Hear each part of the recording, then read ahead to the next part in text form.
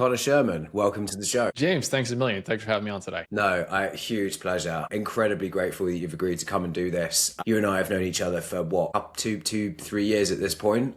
I've always hugely appreciated your insights on the market and some of the ideas you've got about what's happening at the moment. So yeah, thank you for taking the time. My pleasure. And there has been no greater point in my career than the amount of transformation that's happening, both as a security leader, what it means to be a human in this moment, technologically, as a threat actor. I couldn't think of a better time to be in cybersecurity right now. You just got to be ready for the roller coaster. So I'm glad to be on here. We could talk about a few of those things. Great. Well, let's get into it then. So this episode's an interesting one. So when I begun this series, one of the key threads was a story about somebody's career and how they got to where they are today. And then over the last few episodes, this kind of interesting dual structure has emerged where we've talked about that, but we've also talked about something quite specific and how that person's career journey weaves into that. And so the thing we're going to talk about today is obviously you and the path that you've been on. But then we're going to talk about how the modern CISO role has changed and how it's changing, why that might be, some of the external factors that are causing that, and then talk a bit about the future and kind of maybe how you see things playing out over the next few years. Yeah, I'm really excited to dive into all that. And it makes a lot of sense that that's been the narrative arc that you've seen organically emerge because we are the cybersecurity industry. When you think about this, we often talk about this there's the cybersecurity industry, which is the economics and the products and the markets, but there's the people is it too. So you actually can't really distinguish this sense of where careers are at, where people are at from the technology, because they're all interconnected like that. I just came from RSA not too long ago, and there was 45,000 defenders in one place. And you're like, that's just one conference, right? And you think about that from a scale perspective, you're like, that was actually really optimistic for me to see so many people who are dedicating 60 hours a week to try and make the world a little bit better and making their career this particular thing. Because there are easier ways to make money, trust me. But there's 40,000 people who are showing up and saying, this is where I want to spend my time and energy. Yeah. I mean, it's 45,000 people at the very least, all thinking we're here to do something we're really passionate about and interested in. Tell me a bit about what you do at the moment. Tell me about who you work for, and then let's kind of work backwards to how you got to this point. Absolutely. So today I'm supporting a company called Sysdig. So Sysdig is an AI-powered real-time cloud defense platform. And my role here is a CISO in residence. And it's a model that we stole from the venture capital community because in that particular case, what they would do is VCs would have this whole portfolio of people that they've invested in, and they wanted to be able to take tier one talent and deploy it where needed across the portfolio. So as I was working with the Sysdig team, we basically said, let's do the same type of model. I had been building and running security programs for 15 years. And then recently was a CISO at a technology company out of New York. After 3 years of building that program, and we left the company in a really good state. We'll talk more about that in a second. We stepped into this role. So unlike a VC where you've got capital in these companies, these are our customers or the communities that they support. And so that's where I'm spending my time is in the executive advisory work. It's working inside the CISO communities and working with our product team to make sure that what we're bringing to market is solving the material and very relevant needs of this CISO community that we have. That Sysdig is supporting. And this dovetails both in the commercial space, and then there's the open source angle. And so for many people who are unfamiliar with the brand Sysdig, they'll be far from more familiar with the brand of Falco, which is the open source real-time protection engine that there's 9,000 different organizations who are using this right now to protect their production environments.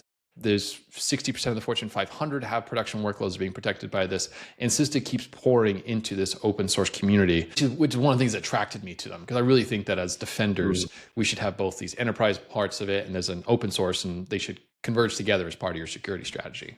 So that's the work I've been doing with Sysdig for almost a year now. So what was your route into the security industry or the technology industry? When did you get your start? So I have a very embarrassing story about this. So I have my polished answer and my embarrassing story. So let me tell you my embarrassing story. Okay. So my embarrassing story is that I was, like so many, just a classic nerd. And here I am. I knew I wanted to get into cybersecurity, but this is back in a time when I was going through high school. We didn't call it cybersecurity back then. It was information assurance or network security, right? We were still kind of figuring out what we were going to call ourselves. And there was I think it was the number 3 in the Die Hard movie series. That's where they got the cybersecurity angle. He's got a guy there.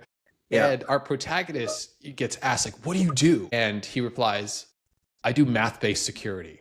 And I watched that as like a 16-year-old. I'm like, that's what I'm doing like forever for the rest of my life. I don't know what it, can't quite articulate what math-based security means, but that's what I'm after. So that began my journey very early on, and off I went. So since then, I've been in financial services, consulting, or high-tech organizations where I've been building and running their cybersecurity program. So some of the names that folks might recognize would be like Apollo Global Management, or Clear, the biometric security firm that you see in the airports, and a handful of technology companies along the way. Yeah, fantastic. It's a very diverse range of experiences you've got in very different firms over the course of your career. Part of that's intentional, but part of that's accidental too. And the intentionality there was always after some period of time, let's call it 3 years, trying to like break the mold, go somewhere else, get a different perspective, whether it be a different sector. Consulting's great at getting broad exposure to lots of different environments and stakeholders and so on and so forth. So always kind of try to mix it up as I go along, which has both been thoughtful, like I've tried to do that, but also kind of anxiety producing because it's different and unique. And this is one of the things that you and I were talking about before we got on the call today was around how if you try and map your career journey to somebody else's career journey, it's just never going to be a one-for-one fit. And more importantly, nor should it, right? Everyone's journey in our career is unique to us. And so I think that's just kind of an important thing as I talk to other CISOs or other security leaders or people who are earlier on in their career, and they're looking at like, how do I go from engineer to CISO? Like, what's the golden path to do that? First, I tell them that's not the only destination. And the second thing is your path is going to look different because you're different, because your lived experience is different, because the opportunities in front of you are going to be different as they go through that. How much would you say, if you look back over the career that you've had, how much of it would you say was intentional and by design, and were moves that you made thinking about that particular career path, you know, several years in advance? And how much of it was career jazz and making it up on the fly? There was this story that was attributed to Steve Jobs and it's kind of this fabled quote era. And I thought it was really good and it really applied to my career going backwards. And he said, Steve Jobs is reportedly saying, you can only connect the dots looking backwards. And I think that's really important from a career perspective because as deliberate as I tried to be, as thoughtful and engineered and this, that, and the other, the reality of the lived experience is that it's mainly relationships and that leads to opportunities. And then you're choosing from a menu of opportunities that's available around the time. And you're often doing career jazz and making the best decisions you can with what you've got in front of you. But you can improve the quality of that menu by improving the quality of your skills, your aptitude, and also your relationships. So it very much is not that we all are given a blank a whiteboard and a marker and say, okay, go draw out your career. It's more like, every day you get up, are we improving in our craft and our discipline, our ability to communicate our craft and our discipline, and the relationships that we're building around us, which is leading to a menu of options. And then we're doing our best to choose from those menu of options. So that ability to do the planning and the narrative telling and the storytelling, it often looks far more polished when people are talking about it because they're looking backwards. But in the moment, you're always just kind of making the best decision with what's in front of you. I think it's also, and I think this is part of a broader theme of this conversation and a lot of the technological change that we're going through at the moment. But to a certain extent, there's also, if you're trying to really plan your career out to match, say, somebody else's and compare yourself against a peer, you're assuming that things are going to work out in the future exactly the same way that they've worked out in the past. And that's just so obviously not the case, particularly at a time like this. That's actually a really good point, especially if you're someone, say you're midway through your career and you're like, oh, I got to go be the CISO. That's the end state. That kind of was true 5-7 years ago.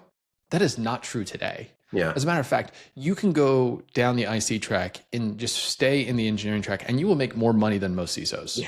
Yes. Yeah. And your life will be better. Like there's a lot of things, you know, I often say to people, the story of like the litmus test of if you are a CISO or not is have you been deposed or not? Have you been brought in front of the opposing counsel to answer for things that you did, you know, under duress? If the answer is yes, congratulations, you've made it. If the answer is no, you haven't. So there are easier ways to do this. Yeah. And I think it's also really important to recognize that as we start to think about where we're trying to direct our careers, the reason we have these roles is they're in service of solving something that the market needs. And the market needs are changing pretty drastically right now because we're going through a massive technological transformation. So one transformation is compounding on another, which certainly is leading to a lot of like career uncertainty, but inside that uncertainty is a ton of opportunity. And one of the things that jumps out for me is as you look at the themes that are showing up across the CISO reports that are coming up from our industry leaders and from all the recruiting houses and such, what I see is there's this divergence. You have CISOs who are coming in and they're very much the business leading, they're business forward, they're here to grow the business, or they're in a regulated space where they're truly an executive in the company and they're leaning into the business layer. So we have CISOs in that capacity. And then we also have these security leaders who are more domain specific. So they're becoming like the VP of security engineering, or even more specific than that. And what I see is different than that is if you rewind the clock 3-5 years ago, we saw an explosion of technology companies and they would have this generalist VP. So a VP of security who kind of caught everything. That's going away. There's a hollowing out of the middle of these roles. And you are now getting the collapse of the CIO and CISO role on one end of the spectrum, where they're very much technologically oriented business leaders. And then you've got the other end of the spectrum where people are going very deep into the technology. They're getting closer to the metal and they're getting paired in with their engineering counterparts and they're going deep there. So if someone right now is in their job and they're like, oh, where are all the VP of security roles that existed 3 years ago? My perspective, who's just looking at the market, it makes sense to me that we're seeing fewer and fewer of those generalist roles and we're seeing more people who are either one end of the spectrum or the other.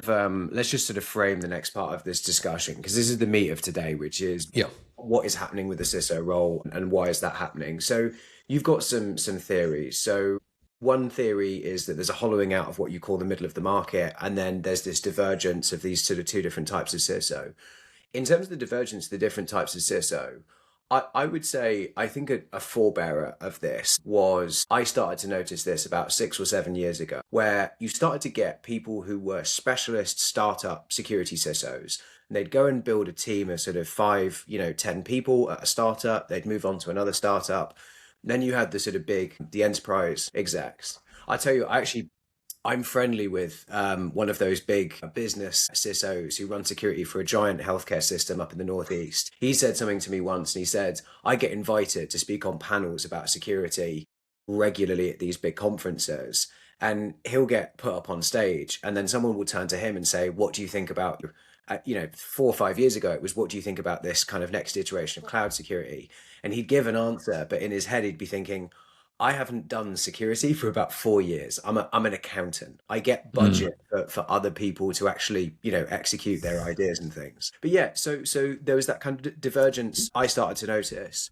What you seem to be saying is that you think that that's become more extreme, right? And then there's this kind of very technical version of a security leader. Why do you think changed in the last few years? There is an underlying component to the security leader, to a security leader. And you will be successful if you do this, and you will fail if you don't do this, regardless of what the expression of your role is. And that is, to be a CISO, to be a security leader, the first thing we need to recognize is that leadership is a verb, not a title. So it's how you show up in the room, how you navigate the moment, how you animate an organization into action. That is leadership. And so now we're going to say, okay, so the leader of security, the individual who is really in charge of trying to animate the organization to go down the security path, that's what we're talking about here. So what is the fundamental role? Like, why does this exist in the marketplace? Our job as security leaders is fundamentally 3 things. It's to discover risk, it is to price the risk in terms of the business, and it is to guide the business through remediation.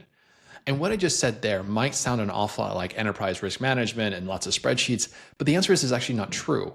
Every company is going to have different teams, and they're going to have a different technology stack, and they're going to have a different market environment. They're going to have different regulators. So they're going to need a security leader who is fit for the DNA of that organization. But ultimately what they're trying to do as that security leader is understand what are the areas where we have technical risks, we have regulatory risks, we have financial risks, we have these things that can come up and move us outside of our risk tolerance. We can start taking on more risks than we realize. We don't understand the total cost of ownership of some of these decisions.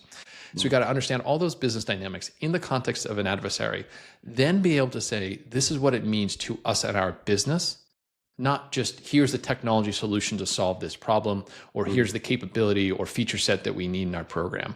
When you are truly be able to do that, Then comes like the next like really hard part of leadership, which is guiding, coaching, and facilitating the remediation of those risk areas coming through. And you're basically doing that on repeat over and over and over. Like that is the job. And the reason I highlight that is because then if you are someone listening to this and you're trying to like map yourself into against an opportunity or against a company, you're saying like, how do I do that? That's the expression, right? Am I doing that by being on one end of an executive level CISO that we were just describing earlier? Or am I coming in and doing that from a technologically driven leader? What does this company need? What does this moment require of me to achieve that thing on iteration over and over again, where we can discover, price, and fix these risk areas? So you were saying that divergence in skill set is coming down to like what that business actually needs in order to achieve the goals of a security leader, right? Is that yeah? That is really true. And again, I would also just say we live in an incredibly dynamic market. We live in a really dynamic time. So it's also going to shift and change. Yeah. I'm part of a few security organizations where we have a bunch of CISOs, and one of the CISOs was navigating a moment where his peer, the CTO, had made a requirement. If you want to make any changes, they had to basically come through Cursor into a pull request, and that's how we're going to organize the conversation. And he's like, "What? Why am I being asked to like write code to fix the thing?" And I'm like, that was kind of a really awkward thing, and we like talked it out and such. But that was just an example of like how one company was trying to kind of orient themselves. It was an expression of how they were trying to do that. And again, it was very specific, very nuanced, but that's where the company was at as they were trying to migrate to their AI first adoption. So right or wrong, but that's just an example of just how roles are shifting really fast and the expression of this is shifting really fast. I do think there is great opportunity here though, too.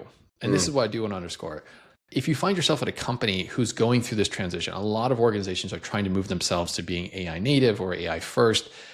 For the very first, not for the very first time, but this is again, is every time there's a major platform change, there's an opportunity for a security leader to come in and start re-anchoring the conversation to the purpose of why we're here. And the purpose why we're here as security leaders is to make the organization more resilient, not necessarily make the product more secure. And what I mean by that is, ultimately, we want more secure software. We want more secure infrastructure. We want things that are able to have less vulnerabilities and weaknesses in them. Of course, that's table stakes. But the real purpose that you have a security leader join is because you want this to resiliencies to go through the entire organization, to hit every product line. And that comes from technical architecture to organizational architecture, and you are leading in that sense. So there's an opportunity to help move the business to being more resilient, not just less vulnerable. And this is where I think a lot of security leaders have a leg up in this, because we've been dealing with continuity and we can step into the next generation of what is being required as a CISOs. And so where we're going and what I'm seeing emerging in the security community is that our remit, our mandate, what the business is requiring of us is to make sure that we're thinking beyond just security. Security meaning like, do we not have vulnerabilities? Like, and go beyond that to include safety and resilience. Are we reliable? We have security, we have safety, and we have reliability. And collectively, these become the three ingredients for building trust. And that's what the product we ultimately ship at the end of the day. The security organization is now like shipping trust to inside the organization and then outside the organization as well. And they're the three foundational pillars, if you will. So if you're a security leader who's finding themselves in the moment of this transformation, you're trying to like navigate yourself, I would say, go back to anchor to those first principles. How do you start thinking this world through a trust lens? Make sure you've handled security, safety, and reliability. And then the conversation evolves into what's the right expression for my organization at this time. There's quite a few kind of different topics that have come up in there, and I can just add anecdotally what I've seen that might line up with some of those things that you've said. I think the first is just to sort of go back to, what's the sort of talent archetype that are getting security leadership roles at the moment. I always used to say, if you looked at the backgrounds, and this is 7-8 years ago, if you looked at the backgrounds of big company CISOs, I would say that they typically tended to come from either a governance background or more likely a security operations background. That was sort of what you tended to see. If you look at startup CISOs these days, a lot of those people tend to come from product security backgrounds or cloud security backgrounds.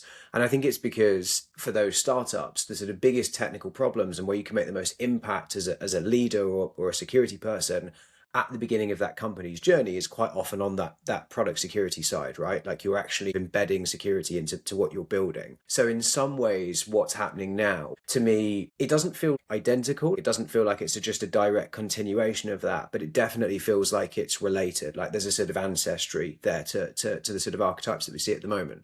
What I see a lot at the moment for, if you look at Bay Area or kind of Silicon Valley security leaders for AI startups, these sort of 20 to, say 60, 70 people businesses, so many of them, they come from product or cloud security, but they have a very strong software engineering background.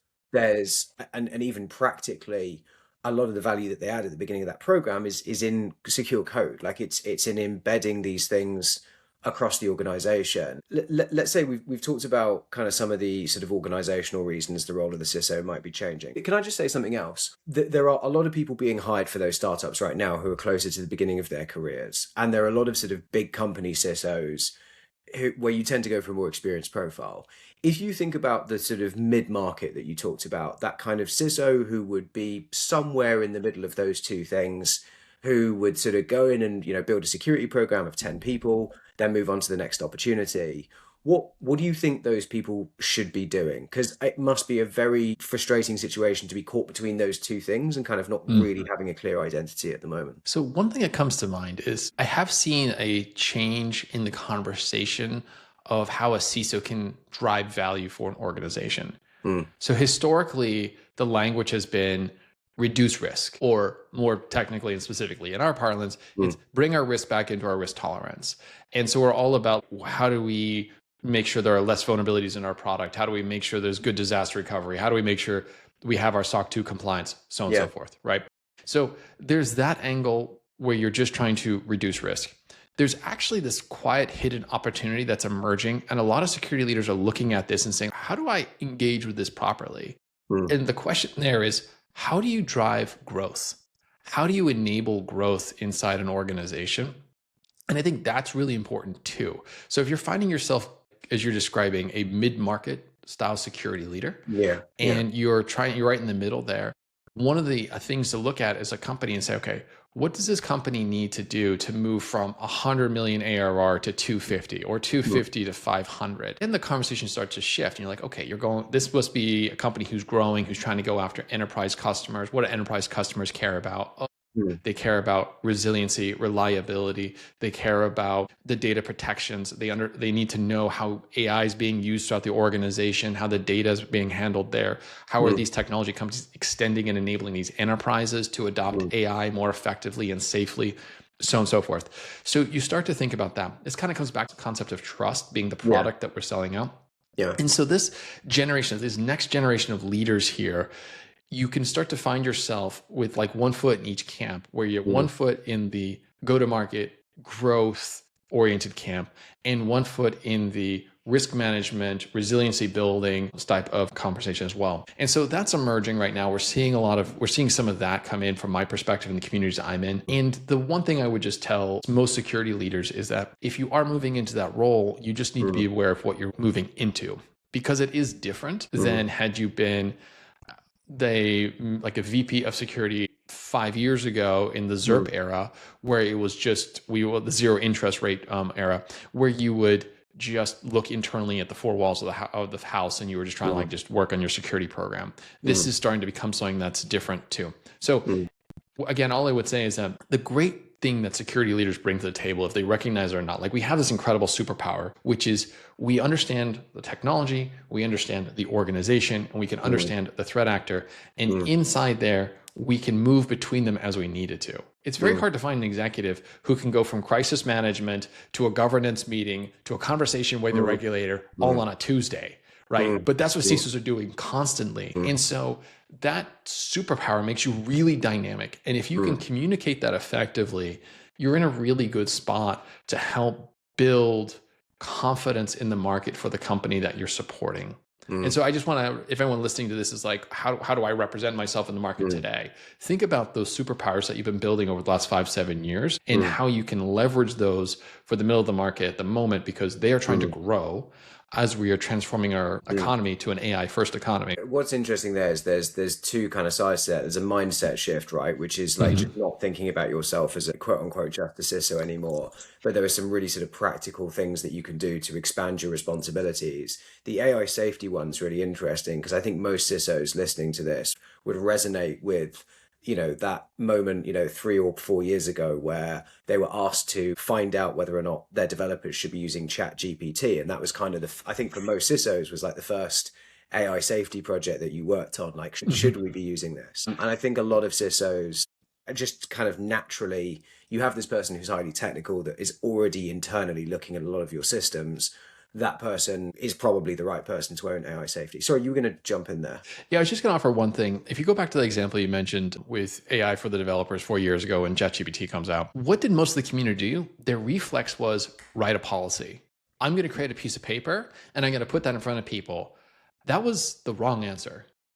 And if you are still in the headspace of like, that's what AI governance means, you've missed the boat and you really need to get close to the technology again. And so I don't think I think most people have moved on past that. But if in the back of your brain, you're like, when ChatGPT came out, I wrote this great policy and that was my AI governance program. I'm like, nope, you're done. So what you need to do now is go back and say, where's the business at? How are they growing? How do I enable this to happen faster? And how do I show up as a CISO, as a security leader to say, we need more of these high leverage technologies in our business because it improves the ROI of every effort that comes in and we get more reward out. We want more of that. How do we do that safely? How do we do that securely?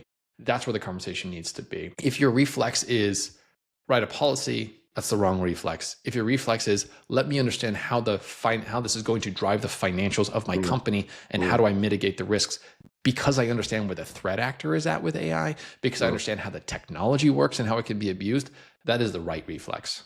Can I ask you just before we move on to I think the next point, which is about how the external threat actor landscape has I think remolded the role of the CISO. One of the things that I've noticed in the last few years has been this increase in the number of security leaders who are being brought into businesses to own not just security, but also IT as well. Yeah. And I'll just say kind of something. I think there are some in the security community who I think, for lack of a better phrase, look down on some of that change. I've always seen it from a slightly different perspective, which is that I think you'd probably agree that to be a really good CISO, you probably need to understand how to run an IT department, right? Like you have to have some pretty strong conception of it. And it seems to me that a lot of companies, if they have the budget to hire one of those people, would right now rather hire a CISO who can do a decent job on the IT rather than hire an IT person who may or may not have security expertise. What do you think about that as a change? So the merging of corporate IT and corporate security into basically one function, removing the separation that's coming in, right? Yeah. Can we have a program that owns email and email security next to each other? Yeah. Someone who owns corporate productivity and the productivity security suite on the same stack. Yeah. It actually just makes a lot of sense. So if I have a religion I really lean on, it's pragmatism. Like that is my religion. It's like, I really like, how do you get the job done that's in front of you? Yeah. And in my last couple of organizations, it didn't take long before IT became a natural fit into the programs that I ran. So my lived experience has been a security leader who ran the security programs and all that entails, the IT programs and the workforce programs that come with that, and the infrastructure. Why?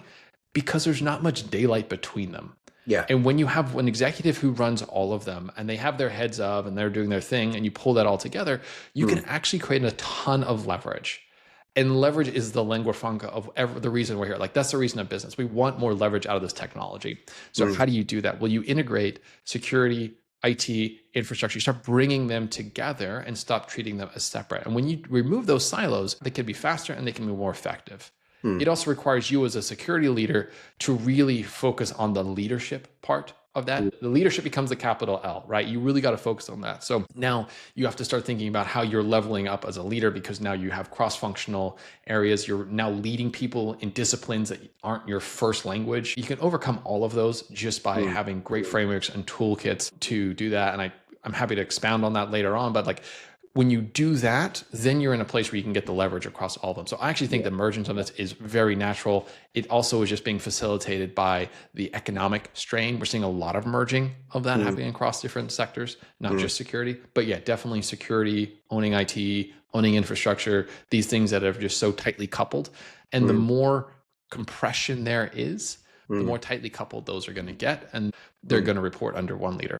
Tell me a bit about how the threat landscape has changed with AI, because I know that this is a subject that is professionally very close to your heart, and also personally something you're really interested in. Could you kind of talk a bit about that for us? Yeah, so I really, again, you have to really love this craft to stay in it. Otherwise, there's better ways to live life than try to keep up with this. So what I'd offer is this. If we go back to the first principle of like why we exist as a security community in the first place, it's not to generate attestations of compliance with the framework, right? Those are all trying to say like, do you have minimum baselines in place? That is creating a floor, not a ceiling.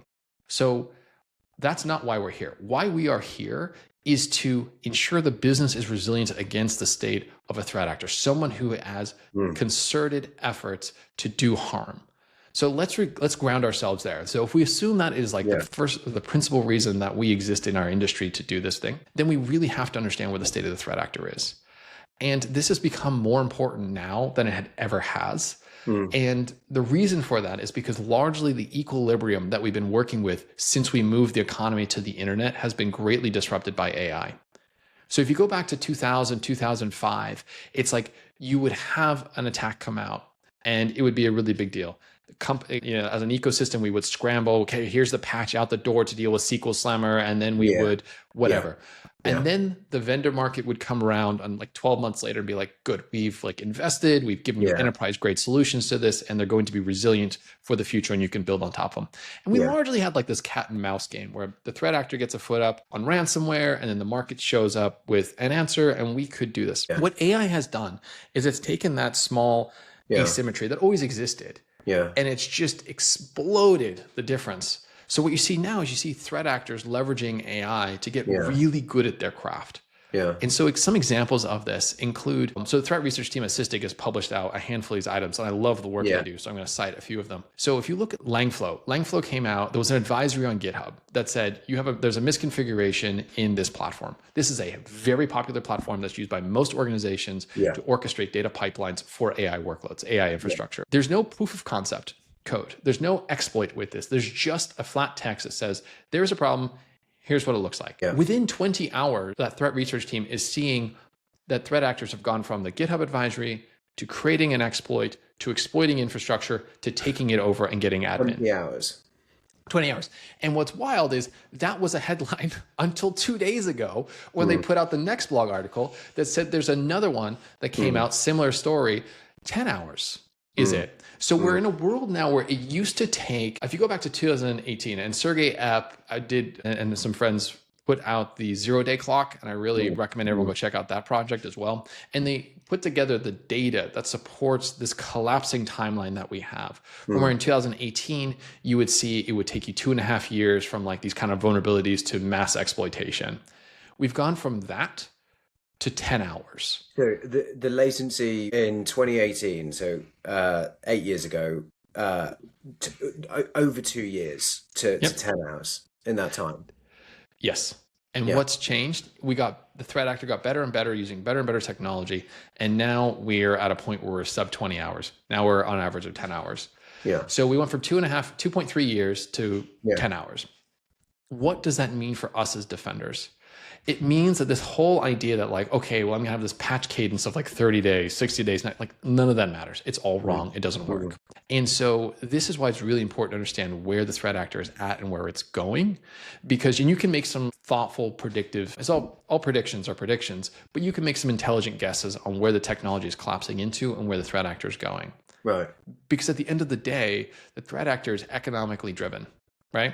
We have to remember that for almost all cybercrime that we've seen, it's the crime, it's the dollars that they're after. So then just go follow the money. Where are they getting the leverage to reduce their cost of operations? Where are they getting get the most leverage out of this? And AI has created this wonderful opportunity if you're on the offensive side. So all that to say, we're seeing this collapsing from discovery of vulnerabilities to exploitation. What's also really interesting too is now there's a whole bunch of instrumentation around this within where you can go from here's a patch. So the vendor does release a patch, and then from that you extrapolate the exploit, and then you weaponize it and you go for it. That's really effective. So it just means this idea of like a patch Tuesday comes around. Well, it's now patch Tuesday turned into exploit Tuesday because they're looking at the patches, they're reverse engineering them, they're making the exploits, and off they go. So it's just this continuous, yeah. Exactly. Yeah. And so the reason it's important to understand like where the threat actor is at from that particular angle is we need to understand where do we build our defensive strategies towards. So if we can assume that we're heading towards zero, where you've got threat actors who are creating these exploits in near zero time. And what's also important to remember is that the models that are publicly available today, like Opus 4.6 and Codex 5.4, they're very good at finding bugs in software. And so they're actually finding bugs that we didn't know about previously. So when Opus 4.6 came out and researchers come out and say, hey, we found all these problems in OpenSSL, we're reporting them. That's really cool, but that's what we know about as defenders. You can now have to extrapolate and assume that the threat actors have done the same thing. They just haven't told us about it. So getting N days and 0 days, this is going to be commonplace. And so this means we need to do a couple of things from our strategy perspective. One of them is always we need to start having real-time protections, which has really shaped how we think about defending cloud or AI workloads from more like passive, compliance-oriented, misconfiguration management to real-time, something is happening in sub 2 seconds. I can find the bad, I can detect the bad, I can take action on the bad. This is really important. And being able to do that in sub 5 seconds is really important as well. So that's the world we're living in. So there's real-time protections, and there's also a shifting of how we think about our role as security leaders at the moment. Whereas historically we might have said our job is to prevent a breach, which is always the wrong narrative, but it's kind of the narrative we got stuck with. We now need to be in a spot where we need to have honest conversations with business leaders and say, we need to assume breach.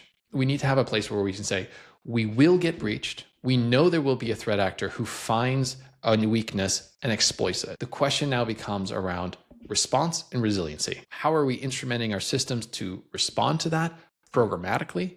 And how are we designing our environments, our ecosystems, our technologies, our businesses to be resilient to that? And so security, we're really good at finding like what the solution to the problem is. Like we've been sitting on zero trust architectures for 7 years. The problem has been creating the business case to drive to do the implementation of that because it's so disruptive.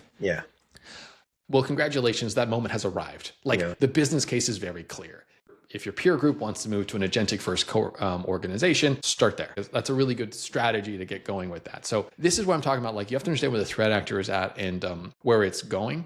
And I think what's also really important is to also talk about what Anthropic just released as well. So we're recording this on a Friday. On Tuesday, Anthropic publicly announced that they have this new model called Mythos Preview. And this is a step function different than what Opus 4.6 is doing. And it is actually so powerful that they are not going to release it to the public. What they're doing is they're creating a coalition of infrastructure, operation systems owners, and security providers, creating this coalition and calling that Project Glasswing and saying, we are going to give this only to the good guys the best we can so that we can start to prepare our digital economy, prepare our infrastructure to handle this. And for those of us who are listening to this but haven't had the time to go into this, I have 2 encouragements for you. One is go past the headline, go read the red.anthropic.com. It's very long, but read what the red team has put out from Anthropic on the details of this, because they start to walk you through how this model is starting to reason and it's chaining together moderate to low severity events or weaknesses, and then being able to take that all the way to total ownership of an operating system. And it is that deep reasoning and being able to chain together multiple exploits that is why it's such a step function different. And just to put this in context, so one of the numbers that came out of that report was when you looked at like the Firefox JavaScript engine, which is used for real-time rendering inside of Firefox, it created 181 working exploits that allowed it to own the Firefox browser, where Opus 4.6 created 2. So it's like fundamentally different. It's finding 0 days. It's finding the ability to get unauthenticated root access on FreeBSD operating systems that have been around for decades. And everyone's looked at it and said, it's hardened, it's super good. And that this thing comes along and says, actually, I can own it for about $2,000 worth of compute in a few hours. So this is why it's so important. Now, the threat actors don't have that model today. Yeah. And this is really important, I think. But if we look at how the open source models have matured over time and how the rest of the market is converging, our lead time as defenders is measured in months. So my back of the napkin is we have about 12 months until a version of that set style of capability is in the hands of the threat actors, either through open source improvements or through them stealing models or whatever the case may be. One way or the other, we have about 12 months before the threat actors have that. We have about that long to start as defenders laying down the foundation so that we can get to agentic security systems where we're taking humans out of an operating loop and moving them up to a governance loop. And we're saying, agents, it is your job to find signal, take action, and tell me after the fact that you have taken action in production, whether that's killing containers, rotating credentials, whatever the case may be. So what I'm proposing there is actually kind of a big idea. And that's why we have about a 12-month clock to lay down this infrastructure so that we can start to have security agents operate autonomously on our behalf to deal with this, because the threat actors are about to show up with capabilities that we're not quite prepared for. With this, and there are lots of people who feel the same way that you do, that this is what the future of the industry looks like. When you kind of picture, a CISO who has agentic security agents and essentially it becomes the sort of manager of them, do you see that as a fundamental shift in what a security team looks like in the way that a CISO operates and even what a CISO is? Or could you see a vision of the future where that is deployed just like all of your other security tooling in your stack? Good question. So if we go why does a security team exist in the first place? It's about resiliency and delivering those outcomes. What has always changed is the technological expression of how we get there. So I find this is my version of the world. This is the bubble I'm living in. When I look at the future, I don't see a world where security operators go away. As a matter of fact, I think we need a lot more of them. And I think what we also need is security operators who are taking security mindset, concepts, principles, and they're getting integrated into their rest of their day job. So we've worked for 15 years to try to get software developers to care about secure software development. Guess what? That moment has arrived. In the same way, we've always asked IT folks, we really care about how you're handling multi-factor authentication on those identities. That moment has arrived, especially when you have when you look at the ratio between human and non-human identities, which we can talk about later. But the point here is, I don't see a world where security teams and specialists go away. What I do think is our role is shifting and changing, but what will always be the North Star is governance and resiliency. Are we able to govern the systems that are defending us? And are we able to build towards having a more resilient future? If you can kind of, as an operator, let go of the technical expression of what that looks like a little bit and just allow it to take the course it's taking and be along for the ride, you will enjoy the next couple of years, because the technology is fascinating and the challenge is real and we need everyone leaning in. If you are someone who is hell-bent on holding tightly to the way it worked 3 years ago, you're going to have a very hard time. Can I ask you, and we'll sort of move into a final section here, but can I ask you, a CISO who's watching this, who's kind of thinking, I don't know what kind of leader I am, whether I'm of the old guard or whether I'm doing things right now. What for you would be some key hallmarks between a traditional security program from 3 years ago versus a resiliency-based approach? What would be some kind of key signals that you could pull out? So the first thing I would say to this individual who's listening, lean in. We need more of you. We don't need less. We need more people who are willing to lean into the security, get into the weeds, get into the technology, and get into the difficult questions that are needing to be asked and answered. We need more people who are leaning in and prioritizing building great technology for great companies, because we're rebuilding our entire economy right now. And the underpinnings of it are incredibly fragile. You don't have to look far. You can just look back at what Team PCP did for software supply chain, where there was a developer account that had access to that open source scanner called Trivi. They got compromised. The threat actor gets in there, they're putting in malicious commands, that gets pushed out. Everyone now who's using that scanner and their pipelines, they're compromised. They use that to move laterally and steal credentials to get into other things.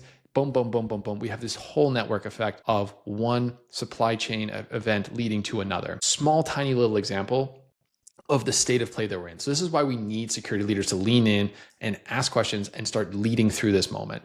So the need is there. The question is, are you ready to meet the moment? So what I would say to you is that if you're someone who is in the moment and you're looking at yourself in the mirror and you're saying, my value is I keep us complying with ISO 27001, that is incomplete. It is sufficient.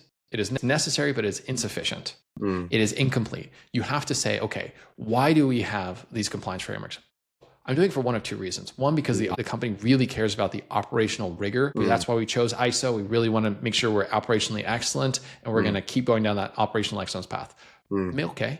Or we did this because we have these incredible customers and they require this of us and we're part of their ecosystem. And so I have an opportunity here to help us sell more and grow the business. Both can be true and they can be different at different companies, right? So you have to look at yourself as a leader and say, like, why have I done what I have done before? What is the value it's driving for the business? And then from that, you can start to extrapolate. Here are my strengths. Here's what I'm gravitating towards. Here's where I'm going to lean in. And then just run at it, because neither answer is wrong. Being a growth-oriented security leader, being an operational excellence security leader, being an enablement security leader, we all need all of them. So just find out who you are. And the only way you're going to find out is by doing, by the way. Don't spend too much time navel gazing, because that just leads nowhere. Just get in there and figure it out. But like, as you have contact with the real world, just have that on back. What I will offer to you, as anyone listening to this, is the individual who leans in, the individual who has the introspective conversation that's happening while they're doing the work doesn't need to be worried about being stuck in the old guard. Because by definition, you're focused on where the business is today and you're helping them get where they need to go. Congratulations. You are the next generation of security leaders that we need right now. If your head is in the sand and you're saying, I did this 3 years ago, I just need more cowbell. No, not going to work. It ties together some kind of really interesting threads that you and I have talked about as well. But I've noticed generally over, and it feels like over the last 2 or 3 years or so, and I think this is true of not just of CISO roles, but of security roles in general, raw experience and this kind of idea that somebody carries a certain level of capability after, 10 years in the field or 20 years in the field really feels like that's starting to melt away. And what it's being replaced with is valuing people who are able to operate dynamically. And I think that can work at either end of your career spectrum. I think that you can have a reputation as somebody who's very dynamic and changeable and flexible. But in a time now where, we talked about recording this on a Friday and, Anthropic released, the Mythos document on a Tuesday. By next Friday, when I record the next episode of this, something incredibly big will have happened and changed the whole landscape. Do you have any final thoughts before we talk a bit about your show that you co-host with a mutual friend of ours? Yeah, kind of any final thoughts on what we talked about today? So the thing I'd offer to anyone is that, again, if we have to grind ourselves like why we exist in this moment, and it's about building resilient organizations, not just secure software. It's a small part of the stack. It's an important part of the stack. It's just a small part. So if you can think about yourself as your role is you are here to build trust within the organization and within the organization's stakeholders. So start thinking through that lens of trust. How do you lead through this moment of transformation from beyond security to include safety and to include reliability? If you could start to have those three, you can't have trust without those three. We need to know that the environment is free of a threat actor. We need to know, it's secure. We need to know that it is safe. It is operating within the boundary conditions to be given. This is so important in the world of agents specifically. And there's a lot of technical expression to how you do that. And then there's reliability.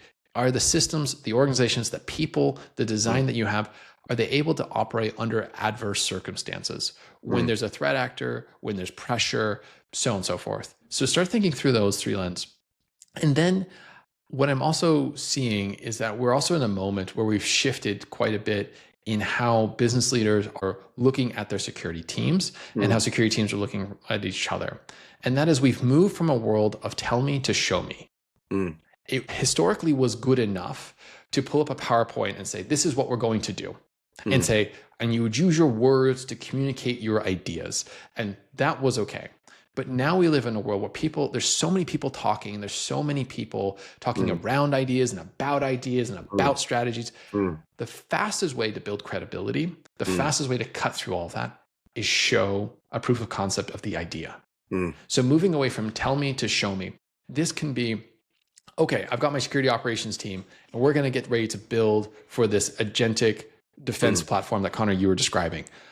So what I'm going to do is I'm going to take my technology stack I have today. I'm going to set up an environment. I'm going to run the MCP servers locally, and I'm going to build a little dashboard. Claude's going to build a little dashboard for me, and I'm going to start to put together the right measurements so I have the right oversight on these agents that I'm going for. Cool.